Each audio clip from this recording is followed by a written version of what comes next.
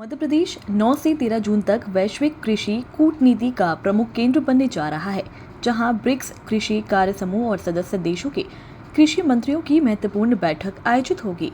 प्रधानमंत्री नरेंद्र मोदी के नेतृत्व में भारत की अध्यक्षता में हो रहा यह आयोजन खाद्य सुरक्षा, सतत कृषि, छोटे किसानों के सशक्तिकरण और कृषि नवाचार जैसे वैश्विक मुद्दों पर ठोस दिशा तय करेगा। भोपाल में आयोजित प्रेस कॉन्फ्रेंस में केंद्रीय कृषि एवं किसान कल्याण एवं ग्रामीण विकास मंत्री शिवराज सिंह चौहान ने बताया कि ब्रिक्स देश विश्व के विकासशील देशों की एक प्रभावशाली आवाज है। इन देशों के पास दुनिया की लगभग 42% कृषि भूमि है और वैश्विक कृषि उत्पादन में भी इनकी हिस्सेदारी 42% से अधिक है। उन्होंने बताया कि विश्व के करीब 58 करोड़ किसानों में से लगभग 70% छोटे और सीमांत किसान ब्रिक्स देशों में रहते हैं। ऐसे में इन देशों के बीच होने वाला कृषि संवाद न केवल सदस्य देशों बल्कि पूरी दुनिया की खाद्य सुरक्षा को प्रभावित करता है। उन्होंने कहा कि प्रधानमंत्री मोदी के नेतृत्व में भारत की सोच कृषि को केवल उत्पादन तक सीमित रखने की नहीं है, बल्कि इसका दायरा खाद्य और पोषण सुरक्षा, किसानों की आय वृद्धि, रोजगार सृजन और सतत विकास तक विस्तारित है। भारत की अध्यक्षता के दौरान 2016 में स्थापित ब्रिक्स एग्रीकल्चरल रिसर्च प्लेटफॉर्म का उल्लेख करते हुए उन्होंने कहा कि यह मंच आज अनुसंधान, नवाचार और तकनीकी साझेदारी को मजबूत करने में अहम भूमिका निभा रहे हैं। भारत की अध्यक्षता में अब तक कृषि कार्य समूह की 8 बैठकों का आयोजन किया जा चुका है, जिनमें खाद्य सुरक्षा, मत्स्य पालन, पशुपालन, कृषि व्यापार और तकनीकी सहयोग जैसे विषयों पर व्यापक विचार विमर्श हुआ है। शिवराज सिंह चौहान ने बताया कि बैठक का मुख्य फोकस लघु और सीमांत किसानों पर रहेगा। मुख्य प्राथमिकताएं हैं। एक तो खाद्य सुरक्षा, पोषण और आजीविका। हमको बढ़ती हुई आबादी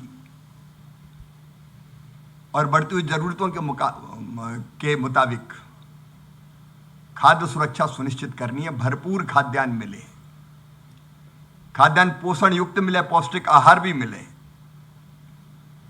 सुरक्षित और पौष्टिक भोजन, और किसान की आय भी बढ़े और जीवन स्तर में भी सुधार हो।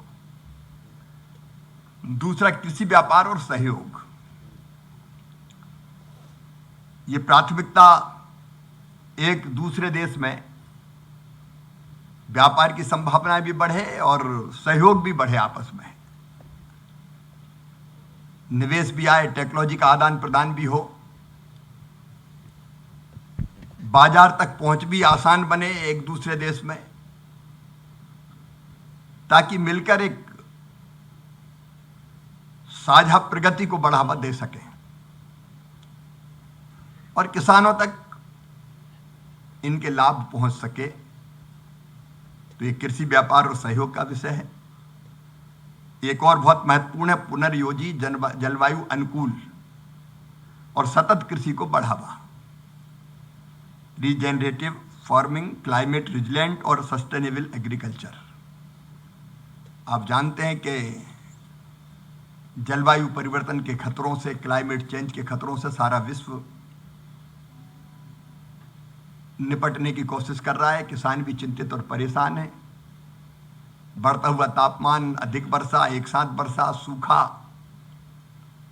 और ये परेशानियां ये विकासशील ब्रिक्स कंट्रीज के साथ और ज्यादा है, उनका ज्यादा प्रभाव पड़ता है। इसलिए वैसे में इनका मुकाबला कैसे किया जाए। प्राकृतिक संसाधनों का संरक्षण भी एक बहुत महत्वपूर्ण विषय है कि धरती आने वाली पीढ़ियों के लिए भी खाद्यान्न, फल सब्जी उत्पादित करने के लायक बनी रहे। तो वो भी उत्पादन बढ़ाने के साथ साथ एक बहुत महत्वपूर्ण विषय है।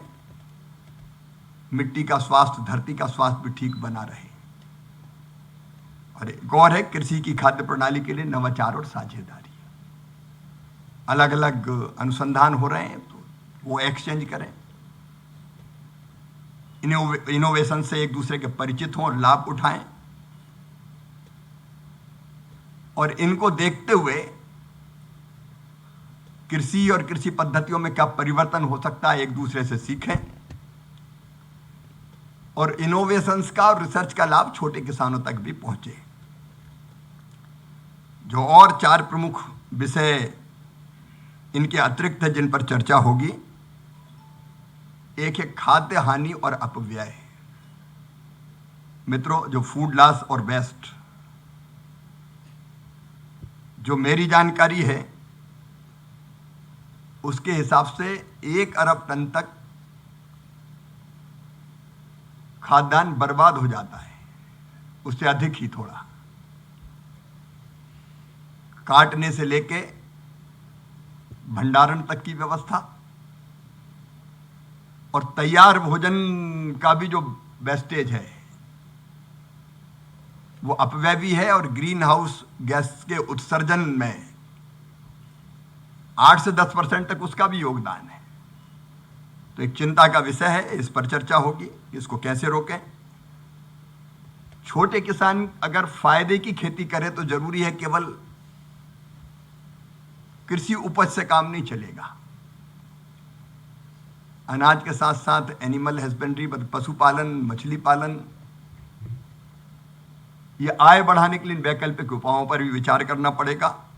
तो पशुपालन, मछली पालन और फूड स्टोरेज, खाद्य भंडारण की व्यवस्था कैसे सुधारें ताकि सुरक्षित रहे फूड। इसमें जो देश अलग अलग प्रयास कर रहे हैं वो आपस में अपने अनुभव भी साझा करेंगे और विचार विमर्श भी करेंगे। मित्रों, मैंने पहले ही बताया कि इस बैठक में महिलाओं और युवाओं पर विशेष फोकस रखेंगे और 12 जून को लघु किसान महिलाओं और युवाओं के माध्यम से भविष्य की खाद्य सुरक्षा, इस विषय पर भी कृषि मंत्रियों के बीच गंभीर और उपयोगी चर्चा होगी। 9 से 11 जून तक, मतलब कल से ये शुरू हो रहा है, एग्रीकल्चर वर्किंग ग्रुप्स की बैठक इंदौर में। ये अधिकारी स्तर की बैठकें होगी, ये बैठकें निरंतर चल रही है, लेकिन 9 से 11 तक इंदौर में, और फिर 12 और 13 जून को कृषि मंत्रियों की बैठक इंदौर में संपन्न होंगी, जिसमें कृषि मंत्री आकर भविष्य के सहयोग के लिए एक साझा दृष्टिकोण विकसित करने की कोशिश करेंगे। भोपाल से आदित्य सराठे की रिपोर्ट।